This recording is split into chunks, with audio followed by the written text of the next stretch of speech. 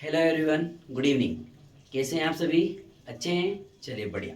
आज की जो अपनी क्लास है उसमें हम पढ़ने वाले हैं एक नया टॉपिक जिसका नाम है आई जस्ट नीड।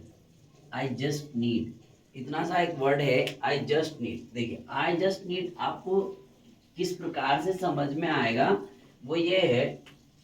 आई अभी एक ही सब्जेक्ट का हम यूज करेंगे। He she it, we you they, आप अपने मन से यूज कर सकते हैं इसकी मदद से। आई, फिर लिखेंगे आप लोग जस्ट और नीड। आई जस्ट नीड, इसकी हिंदी अब यहाँ पर एक ऑब्जेक्ट रहेगा, प्लस लिख करके आप ऑब्जेक्ट लिख लेंगे। इसका हिंदी में है मुझे बस, और यहाँ खालिस्तान रह करके चाहिए। अब क्या चाहिए उस ऑब्जेक्ट को यहाँ हम लोग लिखते जाएंगे, ठीक है ना। जैसे किस प्रकार से आपको समझ में आएगा ये बात, तो आप कोई सा भी सेंटेंस आपके समझ में आए, जैसे मुझे बस मेरी फीस चाहिए। जैसे कोई बच्चा कोचिंग जाता है तो टीचर बोलते हैं मुझे बस मेरी फीस चाहिए, मुझे बस मेरी फीस चाहिए। इंग्लिश किस प्रकार से बनाएंगे आप? I just need my fees. I just need my fees. Yes no? Clear? मुझे बस थोड़ी जानकारी चाहिए। क्या बोला हमने? मुझे बस थोड़ी जानकारी चाहिए। मुझे बस थोड़ी जानकारी चाहिए। किस प्रकार से लगाएंगे? आई जस्ट नीड। आप लोगों ने आई जस्ट नीड लिखा, आई जस्ट नीड। आप क्या लिखेंगे? आप जानकारी, some information. Okay, some information. I just need some information. Yes no? Easy है। आप इजीली किसी भी सेंटेंस की इंग्लिश बनाएंगे। जैसे मुझे बस थोड़ा समय चाहिए, मुझे बस थोड़ा समय चाहिए। इंग्लिश बनाएंगे तो I just need some time. I just need some time. Clear? आप इस प्रकार से किसी भी सेंटेंस की इंग्लिश को बना सकते हैं। मुझे बस आपकी किताब चाहिए, मुझे बस आपकी किताब चाहिए।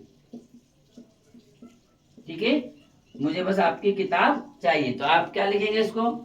I just need your book. मुझे बस आपकी किताब चाहिए, I just need your book. Clear? मुझे तो आपकी मदद चाहिए, मुझे बस आपकी मदद चाहिए, I just need your help. समझ में आ रही बात क्या? आई just need your help. Clear? मुझे तो मेरा कंप्यूटर चाहिए, मुझे बस मेरा कंप्यूटर चाहिए, I just need my computer. मुझे बस थोड़े पैसे चाहिए, I just need some money.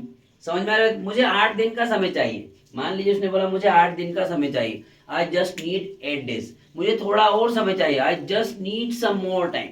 समझ में आ रही बात क्या? आपको जस्ट और नीड का यूज करके ऑब्जेक्ट लिखना है। Clear? I just need some time, I just need some money, I just need do, I just need it. इस टाइप से आपको किसी भी सेंटेंस को यूज करना। I just need this copy, I just need this pen, I just need my money, I just need my computer, I just need my key only. Understand?